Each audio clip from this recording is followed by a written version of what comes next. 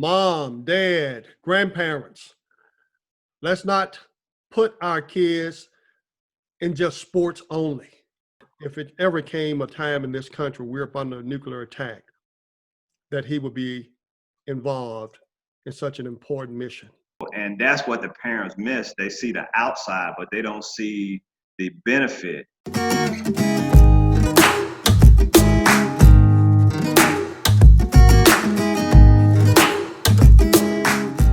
Hi, this is Robert Wilkins, aka Basketball Tall. Welcome to my channel.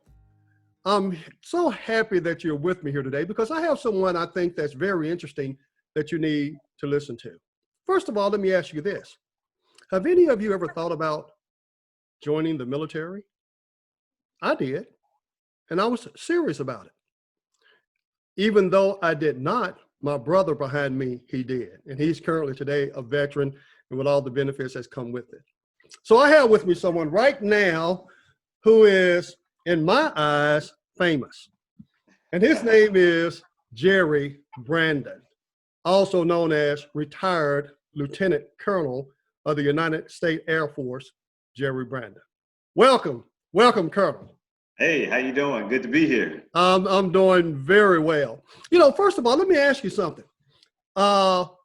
Colonel, Lieutenant Colonel, Major, Captain, where does that title, that position fall in the ranks of the military?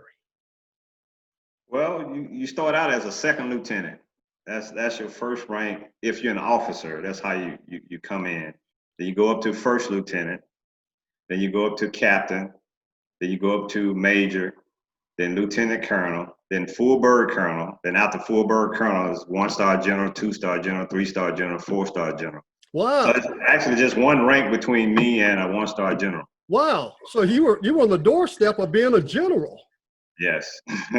Still very, very, very high rank in such a position. So I can imagine a person that was in your position, when you walk upon the base, everybody's saluting all the time. Yes. Yeah. I had those opportunities.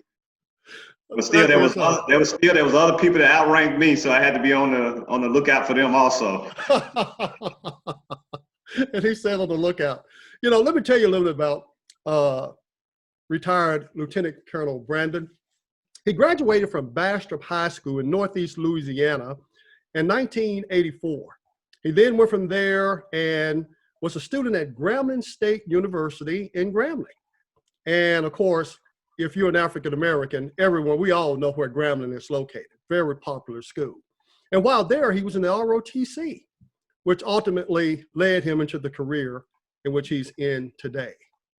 And Colonel, if you would, kind of, elaborate a little bit about what took you in that direction. Well, actually, there was a detour before I got to Grambling. Okay.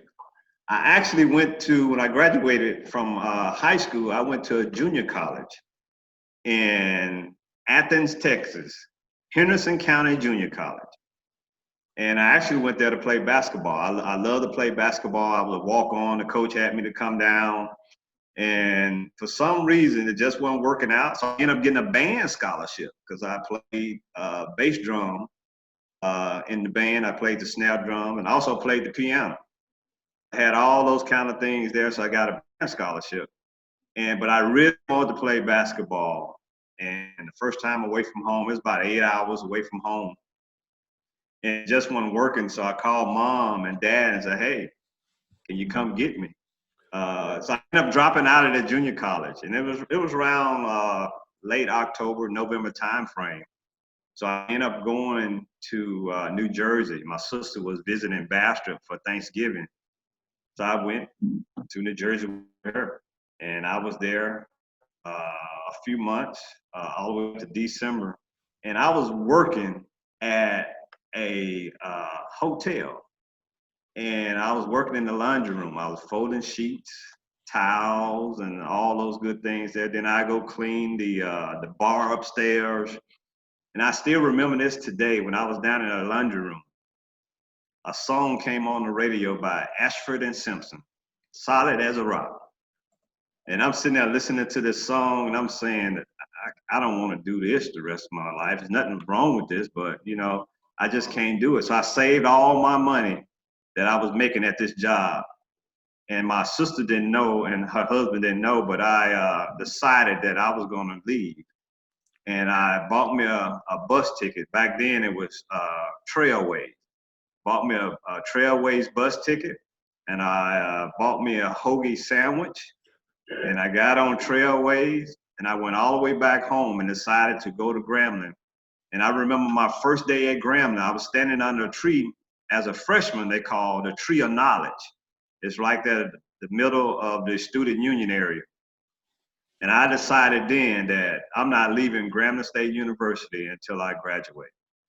So that's what really put me on that track to Grambling. And one of the things that as a freshman, you had to take PE classes.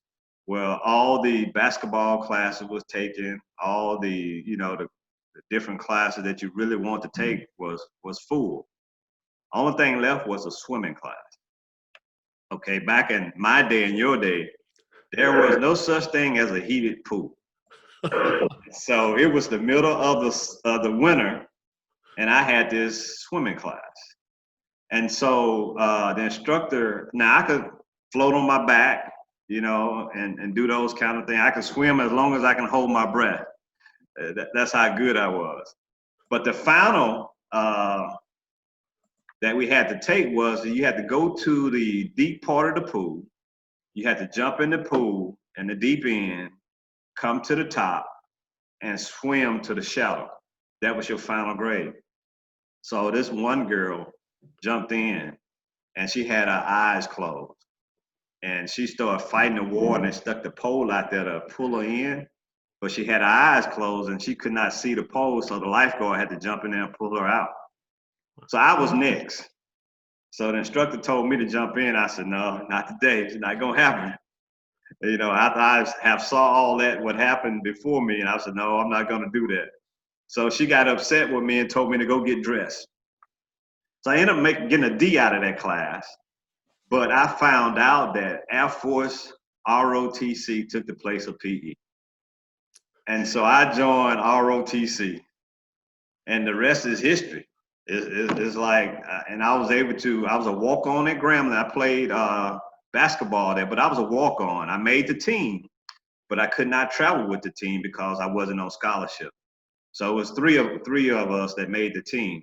And I decided to commit my time to Air Force ROTC and ended up playing intramural basketball. So I was able to still play basketball. We ended up winning the intramural championship, ROTC unit did. But that's how I ended up joining Air Force ROTC. Well, it sounds like to me, you were God-led to be where you ended up retiring in because you found something that you loved. And matter of fact, in Athens, Texas, the junior college there was a guy that played basketball with me at Wasserman High named Donnie Haywood. He was a few years right before you went there at Henderson. And he went on from there. But to go to Grambling, the military wasn't even on your radar. And you got led through that because of PE. Wow. Wow.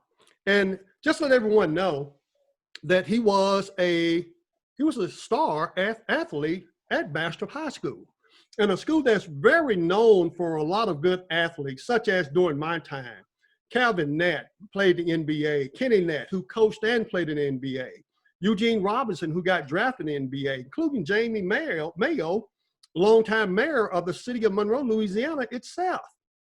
So he comes from a long line of traditional, outstanding athletes. So for you to be a star, and I saw some of the newspaper articles, you were pretty good.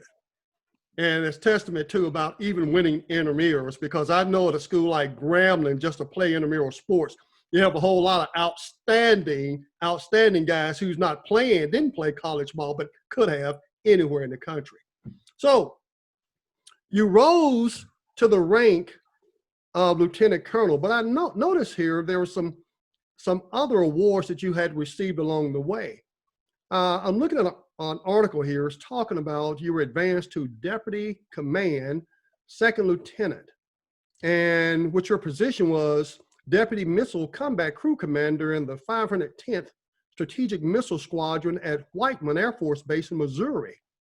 Wow, responsible for controlling a multi-million-dollar strategic missile launch complex. Please explain, what was that about? Well, you see it in the news today. You see things that's going on with Russia and other countries about nuclear weapons and missiles and all those things there. Well, I was the individual that really controlled the missiles for the United States. So I was a missile launch officer. And at Whiteman Air Force Base, the 510th was the squadron that I was in. And there was about 150 missiles in that area, along from Kansas City, Missouri, all the way up to St. Louis, Missouri. I think Interstate 70 runs through there. And out there in all that open space, you had missiles. The missiles are no longer there because we signed the START treaty with Russia back in, I think that was 1991, that we signed that treaty that we was gonna bring our missiles numbers down. And Whiteman Air Force Base was one of the bases that we got rid of those missiles there. We took the warheads off the missiles and sent them back to the Department of Energy. But yeah, I pull, I think it's about probably about 130 alerts out of the 3 years I was at Whiteman. So about 130 days, 140 days out of my life I spent under the ground in the missile silo. Wow. 70 to 90 feet under the ground, where we had to stay down there for 24 hours because that was our job as a missile launch officer.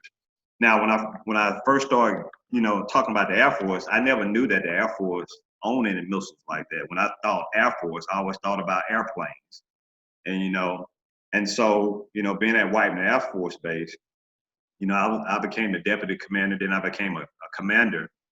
But I also made history there because I pulled a last alert at Oscar Launch Control Center. So I was the last one to come out of there, me and my commander. And so we shut it down, which is now a museum on that base. So you can go to Whiteman Air Force Base and actually go down to down into the ground to see where the missile crews went and spent their alert tours at for 24 hours. Wow. Let me ask you, how did it feel to be underground, that deep underground for such a long period of time? Well, it was something you had to get used to because, back then, that was back in the 90s, 91, 92.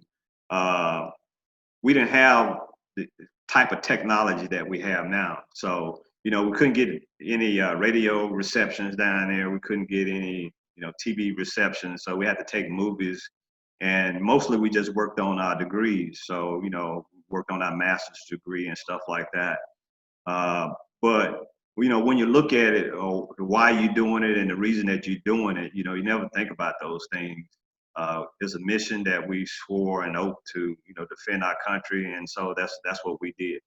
And a lot of those guys, we're still friends today, guys and ladies, that we're still friends today, that we look back on that mission. And, a lot of places that I go and I would talk to individuals, I say, I'm probably the first missileer that you probably ever met, And so, and telling them, my story and the things that I did as a missile launch officer. Wow.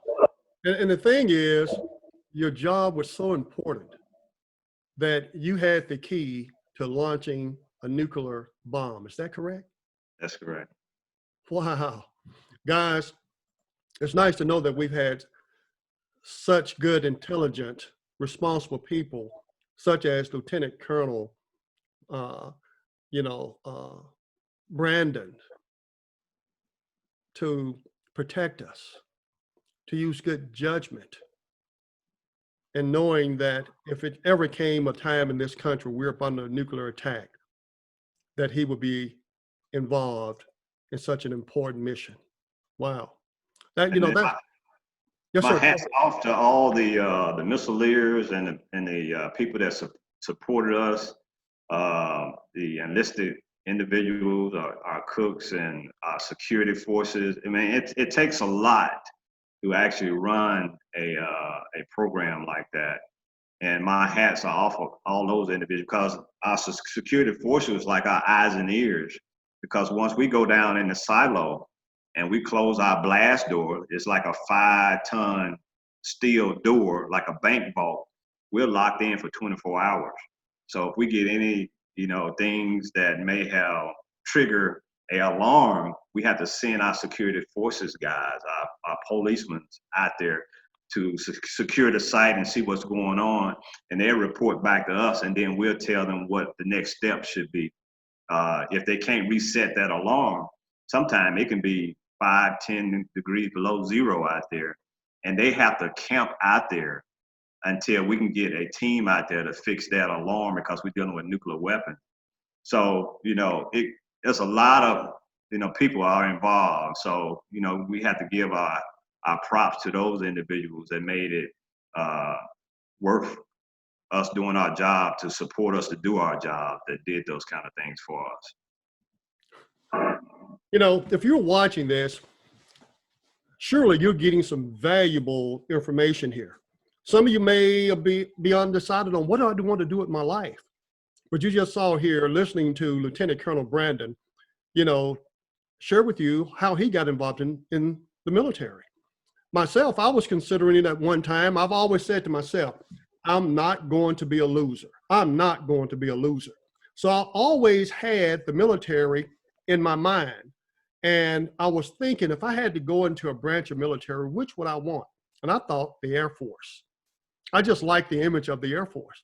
And someone told me that, because I'm 6'6" in height, that you're too tall to fly a jet. If you could right today, tell us what's the height, the maximum height one can be to fly a jet? Well, I really don't know.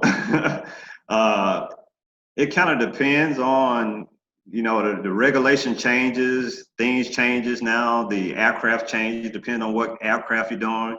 Sometimes, vision was a problem, so they will change things as necessary, to meet whatever the need is that we have to meet for the military. So I'm not sure what the height is at this point. And that's so true, because. But I think you're too tall, though.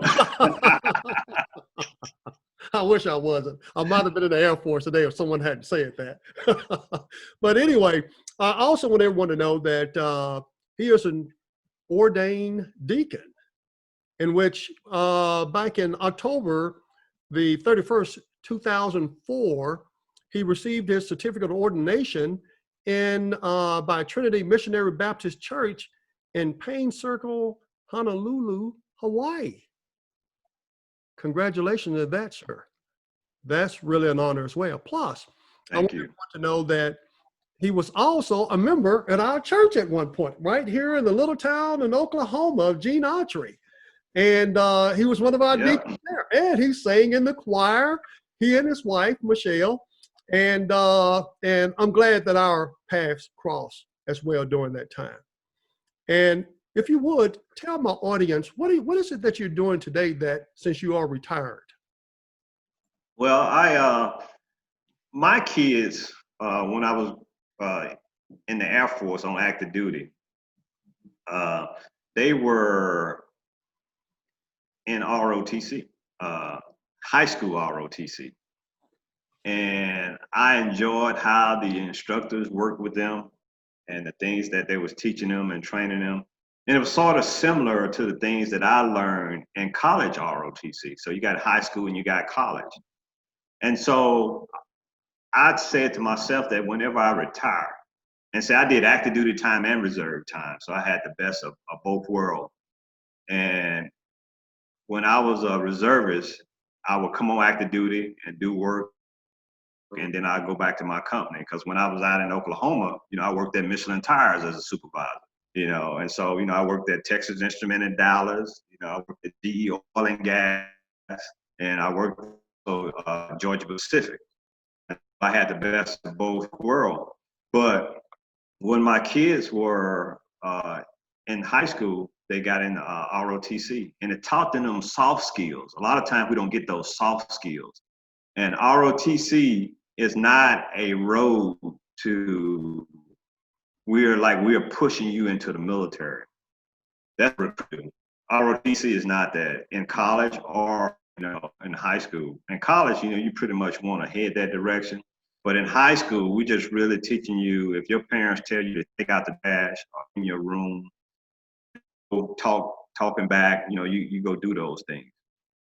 So and that's what kind of drove me to teaching junior, or wanted to teach junior ROTC. If I ever got the opportunity, I wanted to do. And so when I retired, and I was working at Lufkin Industries in Lufkin, Texas, one of the things I wanted to do was to teach junior ROTC. So when the company decided that they was going to shut their doors, that was the opportunity. And I got picked up to teach ROTC in Greensboro, North Carolina. So I taught there for 2 years. I loved it. I enjoyed it. I kept my credentials and all kind of things current. So if I ever wanted to go back and do those, teach again, I would. So I left there because my parents were getting older, and I wanted to go back toward Louisiana. So I took a job in Louisiana, in Baton Rouge, Louisiana, working at Georgia Pacific. And I love ROTC so much that during my off days, I found a high school that had a ROTC unit that was brand new. And I had already had 2 years under my belt. And the master sergeant that was working there, he was bringing that unit online, but he never had the experience to teach that yet. So I knew everything was new to him, and he was doing it by himself. And I knew how difficult it would be for him to do it by. So my off days from Georgia Pacific, I would volunteer my time to go down to the high school, and I would show the kids how to wear their uniform, how to march. I would help teach some of the classes, and the school just told me, come when you can. They gave me a parking pass, so whenever I had off days, that's what I would go do. And so they asked me would I help them pass their inspection. They had an inspection because the school, whenever you get a ROTC unit, the school, you really have to want it. So the Air Force want to make sure that you want it. And so what they say is that you have to, pay for the program until you do the things that you need to do, that now we'll pay 50% of the program. So they had the initial setup of the school. And so the inspector was coming back down to see how far the school had advanced, to decide, okay, yeah, they're doing what they're supposed to do. Let's keep on going that direction with this school. And so the school asked me, would I help them for this inspection that was coming in, the inspector that was coming. So what I did was I told him, yes, I would help. And so when the inspector came down, he could not believe how advanced that this new program had, have gone from this point to that point. And we had two discrepancies. One discrepancy was that we had uniform that we had folded up and put in lockers. And we had to put the uniform, that's easy to fix. Had uniforms on hangers. And the other discrepancy was that the unit needed a commander. And if they don't get a commander, that they would have to shut down, because you had to have two people, depending on how many cadets that you had to have two people to run the program. So that I become the commander. I said, well, I'm still working at Georgia Pacific, and that I owe them a year because they moved me, to this area. And so they did on me to finish my requirement with Georgia Pacific. So they held that position for me to be the commander of this ROTC unit in Baton Rouge. And now I'm going into my third year there, and I'm enjoying it. Right now I have we started out about 87 kids. So now we have about 150 in the program. And just giving the kids exposure is all I'm doing. And I'm taking them out, doing community service, and just exposing them to opportunities. I retired December 1st, 2019 last year. And You know, when kids got in trouble, kids were out of control, beyond the parents' control, mostly from criminal acts, we'll often ask, what do you want to do with your life? What do you want to be? You know, and they would usually, most of the time, say, well, just get a good job. What type of job? You know, want to be a little bit more specific so we can try to guide them into the area, you know, for us what the requirements, so they'll have an understanding what the requirements are.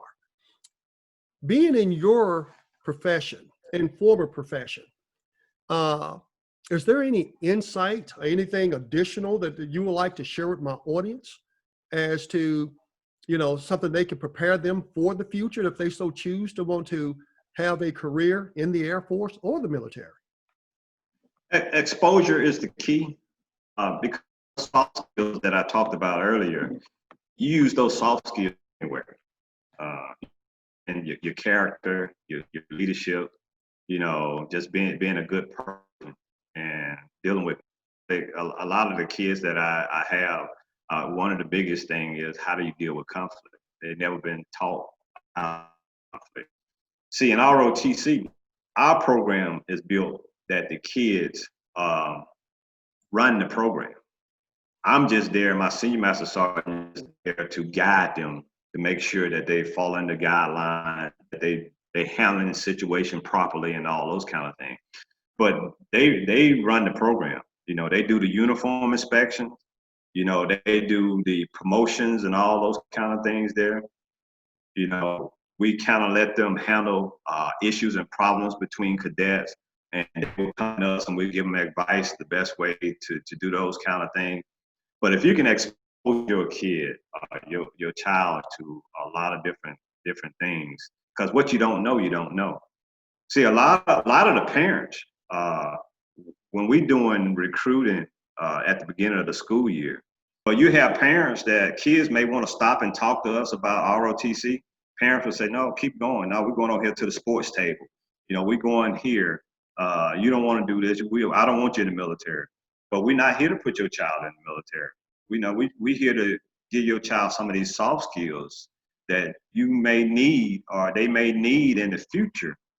But the parents don't even understand the program. So I spend a lot of my time trying to educate the parents on what ROTC is all about and how their child can benefit. Now, if the kid want to talk to me about the military, you got somebody that's been a missile launch officer, somebody who's been there doing, you know, Bin Laden era, the Saddam Hussein era, you know, who's seen a whole lot, the wildfires that you see over the United States and stuff like that. I dealt with all those kind of things.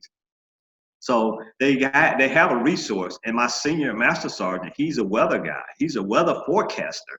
So if you want to know how to forecast weather and go in that career field, you got all those skills right there. And that's what the parents miss. They see the outside, but they don't see the benefit of allowing their child to be in the ROTC program. And when you said benefit, you know, I know that when you were in Oklahoma, you had a huge responsibility as far as a supervisor of a large number of people. And I believe probably wherever you've gone, because of your military background, as far as in your position, you've had tremendous supervisory directorship type jobs. And the thing about it is, there's nothing bad anybody can say about anyone in the military. Not one bad negative thing, because it's all good. And also, I want to definitely thank you for your service. Thank you. Because under the ground, 90 feet in a bunker with your keys or fingers or whatever, just ready to launch a nuclear bomb, going all over the country. Afghanistan, I believe, were you in Afghanistan and Iraq? No, I didn't have to go over there. Okay. But I worked hand in hand with those individuals to make sure they got all their stuff that they needed in order to do their mission. Okay. And you were linked to all those people, you know, on such important missions. Lieutenant Colonel, let me ask you, is there a website or a contact number in case if anyone needed additional information currently where you are right now in your profession? kind of semi-retired profession in a sense. And of course, maybe a phone number if someone like to seek out more information from you. Oh yeah, oh yeah, yeah. I can be reached at my number is 580-768-3334, and that's Oklahoma area code. We all have numbers everywhere. My son's in Los Angeles. He still have an Oklahoma area code. Is there a website or anything? I have a couple of websites. Okay. Let me do the Helix Aviation Academy one. It's www.helix, HELIX, aviation, AVIATION, academy, ACADEMY.org. That's all one word. HelixAviationAcademy.org, O-R-G. Yes, sir. I have that. Okay. And my school is Mentorship STEAM Academy. And it's www.mentorshipbr.org. Okay. Got it. Got it. Okay, so what I'm going to do is I will post this for all those to see, including, the website information. And because I think this is important. People need to know. When I was coming through, college was the route to go. Make sure you go to college so you can get a good job. But some of those things have changed now. We have kids now that can graduate from high school and already have 1 or 2 years under their belt as college credit. So right now the needs of for pilots is we need pilots on the commercial side and the military side. And there's a cry for that right now in the industry because a lot of our people, senior people, are retiring now. And also on the cyber side, cybersecurity and all those kind of things is a big need. And that's what I do at the Aviation Academy. We're trying to get kids to become pilots. We're working with them to become pilots, aircraft mechanics, drone pilots, and cybersecurity. And we starting with them kindergarten. And my philosophy is just like AAU basketball, Pee Wee football, Little League baseball. If I can get your child at that age and start giving him or her the terminology of how we speak in aviation, how we speak in cybersecurity, how we speak in being a drone pilot, how we speak in aircraft mechanic. So when they start getting older, when they start hearing these terms and all those different avenues, it's not going to be a foreign language to them. It's not going to be foreign to them, that they already understand, about an airplane taking off, the thrust and all those kind of things there, how airplane banks and, things of that nature there. Want to be able to give them those things at a very early age. So in this day and time, those are kind of things, if you look at our country and, the people that are retiring, these jobs have to be filled. So there's an opportunity there, but we have to work for it. We have to do those things. We have to volunteer and, we have to go to class and get those things to become those individuals to make a difference. And so those are kind of things that are out there right now that we have to expose our kids to. There's a lot of curriculum out there about becoming a pilot, being in aviation, and all those good things. Wow. Mom, dad, grandparents, let's not put our kids in just sports only. There are so many open avenues today. You just heard it from Lieutenant Colonel Brandon saying that there's a tremendous need for those in the aviation field, pilots, cybersecurity. These are great, high-paying jobs, even outside of the military. Wow, thank you for that substance. That was very, very important because a lot of people that I know, the only thing we always think about is pro football, pro baseball, basketball, and we never think about these great opportunities right before us. That's much more obtainable. Much more obtainable. And you just heard it yourself, who just gave us some insight as to what the needs are in our country today. There are no more excuses.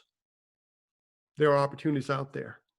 And Lieutenant Colonel Jerry Brandon, I appreciate you taking the time out with me and providing valuable substance that I know someone is going to adhere to this and take it to heart, because what you just said is going to affect and influence somebody that's going to make their lives much better in the future.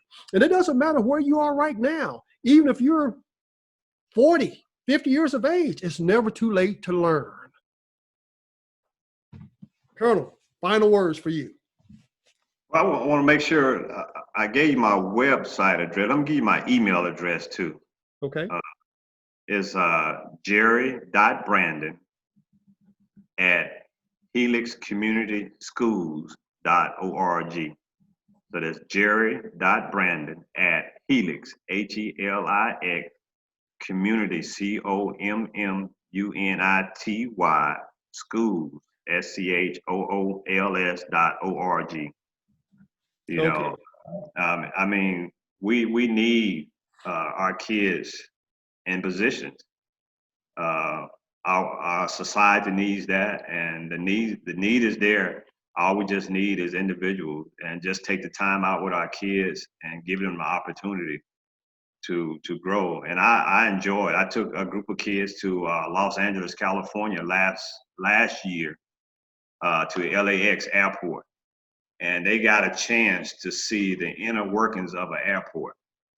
We took about 20 kids there, and they got a chance to talk to pilots, airline stewardess, the air traffic controllers, the folks that put the bags on the plane and take the bags off the plane, the ticket controllers that do your ticket at the ticket counter, the folks that run the kiosks in the mall, I mean, in the airport, where they sell food and water and all those kind of things. All those jobs are available. All those things that run an airport are available.